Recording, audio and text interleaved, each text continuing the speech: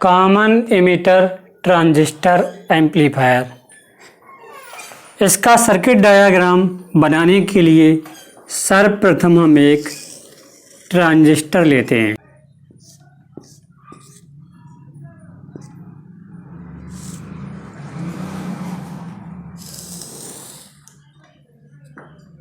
Common emitter transistor amplifier का circuit diagram इस तरह से डिज़ाइन करते हैं। इसमें ये आईसी कलेक्टर करंट फ्लो होती है, ये बेस करंट और ये इमिटर करंट आई फ्लो होती है। बेस टू इमिटर के बीच जो वोल्टेज होता है उसे हम BBE कहते हैं, means base to emitter voltage. ये BBE हमने ले लिया। तथा कलेक्टर टू इमिटर के बीच जो वोल्टेज होता है उसको हम कहते हैं BCE, means collector to emitter voltage. और इनपुट की फॉर्म में हम कोई भी अप्लाई करते हैं, इनपुट AC सिग्नल। ये हमने ले लिया कोई भी हमारा इनपुट AC सिग्नल है। और आउटपुट में हमें प्राप्त होता है एम्पलीफाइड आउटपुट। और आउटपुट इसका जो प्राप्त होता है उसमें इसका जो फेज है वह 180 डिग्री चेंज होकर हमें प्राप्त होता है। इसमें कलेक्टर टू इमिटर सर्किट पर हम इनपुट कैपेसिटर C1 की सहायता से कोई भी AC सिग्नल अप्लाई करते हैं तथा कलेक्टर टू इमिटर सर्किट के बीच हम जो आउटपुट प्राप्त होता है उसे नोट करते हैं। ट्रांजिस्टर की base emitter junction battery BBB के द्वारा फॉरवर्ड बायसिंग में तथा collector emitter junction battery BCC के द्वारा रिवर्स बायसिंग में जोड़ी गई है, रिवर्स बायसिंग में कनेक्ट की गई है। जब हम इस ट्रांजिस्टर के इनपुट पर इनपुट कैपेसिटर C1 की सहायता से कोई भी इनपुट AC सिग्नल अप्लाई करते हैं तब बेस वोल्टेज BBE चेंज होता है। Since base voltage BBE change हो जाने के कारण बेस करंट IB चेंज हो जाती है। और जब बेस करंट चेंज हो जाती है कलेक्टर करंट IC तथा इमिटर करंट IE भी चेंज हो जाती है। तब ट्रांजिस्टर के द्वारा या ट्रांजिस्टर के थ्रू फ्लो होने वाली इंस्टेंटेनियस करंट्स अर्थात क्षणिक धाराओं को निम्न प्रकार लिख सकते हैं। Then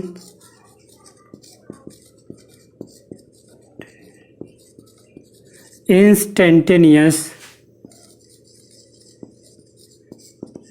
currents can be written as IB equal to IOB plus IB।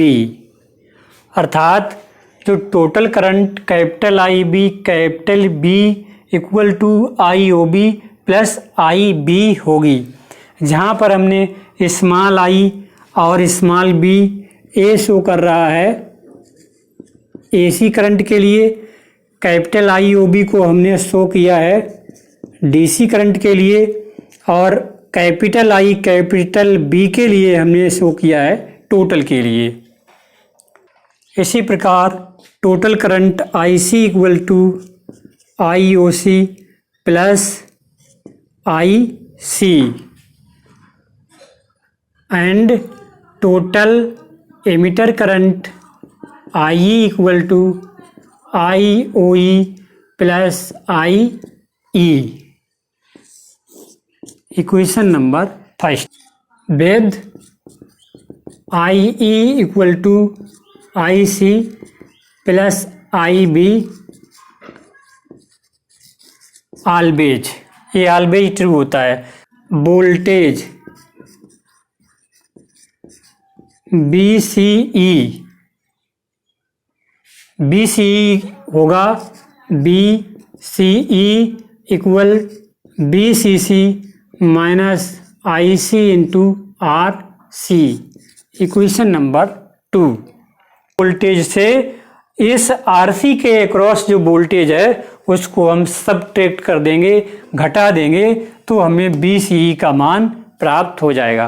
भाई हमने राइट किया B C E equal to B C C minus I C R C, ये भी तो वोल्टेज है, ये बी सी वोल्टेज है, B C equal to I C R C. जब हम इनपुट कैपेसिटर C1 की सहायता से बेस इमिटर सर्किट पर इनपुट सिग्नल अप्लाई करते हैं, तब इनपुट सिग्नल की पॉजिटिव हाफ साइकिल के लिए बेस वोल्टेज VBE इंक्रीज होता है। मीन्स इनपुट सिग्नल की पॉजिटिव हाफ साइकिल के लिए VBE इंक्रीज होता है,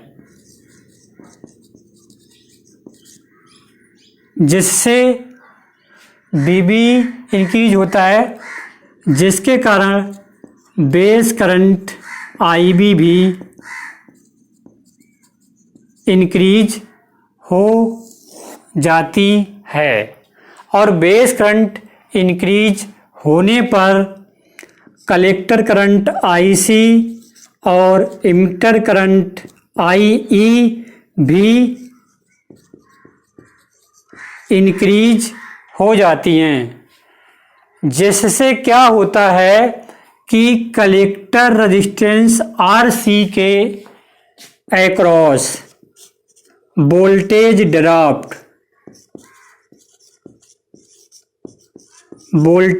भी इंक्रीज हो जाता है। और कलेक्टर रेजिस्टेंस RC के अक्रॉस वोल्टेज ड्रॉप बढ़ जाने के कारण, हो जाने के कारण relation BCE equal to BCC minus ICRC के अनुसार BCE means collector to emitter voltage decrease हो जाता है, और इतना अधिक डिक्रीज हो जाता है कि हमें आउटपुट में इस इनपुट सिग्नल की पॉजिटिव हाफ साइकिल के लिए नेगेटिव हाफ साइकिल प्राप्त हो जाती है। अर्थात ये हमने इस तरह का इनपुट सिग्नल अप्लाई करते हैं तो हमें आउटपुट इस तरह का प्राप्त होता है। अर्थात एक पॉजिटिव हाफ साइकिल के केस में हमें ये नेगेटिव हाफ साइकिल प्राप्त होती है, अर्थात फेज 180 डिग्री चेंज हो जाता है। समझिए, पॉजिटिव हाफ साइकिल इनपुट की फॉर्म में अप्लाई की जाती है तो बेस वोल्टेज VBE इंक्रीज होता है, जिसके कारण बेस करंट बढ़ जाती है। बेस करंट बढ़ जाने के कारण कलेक्टर करंट और इमिटर करंट भी बढ़ जाती हैं, जिसके कारण क्या होता है, RC रेजिस्टेंस के अक्रॉस वोल्टेज ड्रॉप इंक्रीज हो जाता है। और वोल्टेज ड्रॉप ही कितना होता है, RC के अक्रॉस जो वोल्टेज ड्रॉप होता है वो ये होता है IC इंटू RC, इसका मान बढ़ जाता है। मीन्स वोल्टेज ड्रॉप मतलब वोल्टेज का घटना बढ़ जाता है। जब वोल्टेज का घटना बढ़ जाएगा तो ये वाला टर्म नेगेटिव में बढ़ेगा। मीन्स वोल्टेज ड्रॉप इंक्रीज हो जाता है, इसका मतलब है, ध्यान से समझें, कि वोल्टेज का घटना घट जाता है। तो कहने का मतलब ये टर्म्स अधिक बड़ा हो जाता है, इसकी वैल्यू बहुत ही अधिक हो जाती है। और जब हम BCE को BC से जब सब्ट्रैक्ट करते हैं तो हमें BCE का मान नेगेटिव प्राप्त होता है।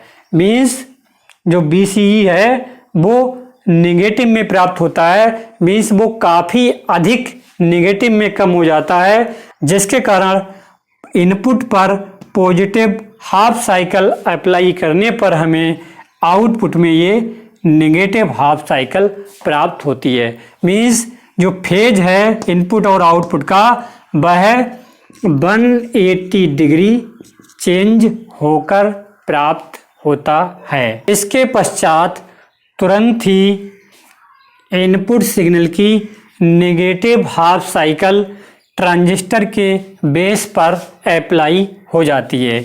तो नेगेटिव हाफ साइकिल के लिए बेस वोल्टेज VBE डिक्रीज होता है, जिसके कारण क्या होता है, बेस करंट भी डिक्रीज हो जाती है। और बेस करंट डिक्रीज हो जाने पर कलेक्टर करंट और इमिटर करंट भी डिक्रीज हो जाती हैं। के कारण कलेक्टर रेजिस्टेंस RC पर वोल्टेज ड्रॉप भी घट जाता है और कलेक्टर रेजिस्टेंस RC पर वोल्टेज ड्रॉप मीन्स वोल्टेज का कम हो जाता है। मीन्स वोल्टेज ड्रॉप डिक्रीज हो जाने के कारण टर्म IC/RC का मान काफ़ी घट जाता है। अब इस टर्म्स का मान घटता है, ये वाला टर्म घटेगा और जब ये घटने वाली वैल्यू इससे सब्ट्रैक्ट होगी तब हमें BCE का मान अधिक प्राप्त होगा, मीन्स पॉजिटिव में प्राप्त होगा, जिसके कारण हमें इनपुट की नेगेटिव हाफ साइकिल के लिए आउटपुट की पॉजिटिव हाफ साइकिल प्राप्त होती है। मीन्स से BCE काफ़ी अधिक बढ़ जाता है। फिर से समझिए, base voltage, base current, collector current और इमिटर करंट इन सबके घट जाने के कारण कलेक्टर रेजिस्टेंस RC के अक्रॉस वोल्टेज ड्रॉप भी काफ़ी घट जाता है। वोल्टेज ड्रॉप घट जाने का मतलब कि वोल्टेज का घटना घट जाता है। जब वोल्टेज का घटना काफ़ी अधिक घट जाता है मीन्स वोल्टेज ड्रॉप काफ़ी अधिक डिक्रीज हो जाता है और RC के अक्रॉस जो वोल्टेज ड्रॉप होता है वह IC/RC होता है। और ये हमने करंट और रेजिस्टेंस की फॉर्म में राइट कर दिया, ये B=IR से ये वोल्टेज का मान ही लिखा हुआ है। तो जब RC के अक्रॉस वोल्टेज ड्रॉप घट जाता है तो ये वाला टर्म काफ़ी अधिक डिक्रीज हो जाता है। ये टर्म इतना अधिक डिक्रीज हो जाता है कि BCE का मान हमें काफ़ी अधिक पॉजिटिव में प्राप्त होता है। मीन्स ये टर्म्स घटते घटते इतना अधिक घट जाता है कि इनपुट की नेगेटिव हाफ साइकिल के लिए हमें आउटपुट में पॉजिटिव एम्प्लीफाइड हाफ साइकिल प्राप्त हो जाती है। इस प्रकार कॉमन इमिटर ट्रांजिस्टर एम्पलीफायर के केस में इनपुट और आउटपुट के फेज 180 डिग्री चेंज हो जाते हैं और इस प्रकार हमें कोई भी वीक AC सिग्नल इनपुट पर अप्लाई करने पर भी वह आउटपुट में हमें बहुत अधिक एम्पलीफाई होकर प्राप्त होता है। अर्थात एक ट्रांजिस्टर कॉमन इमिटर मोड में एज ए एम्पलीफायर इस तरह से कार्य करता है, इस तरह से वर्क करता है। पार्ट में बस इतना ही।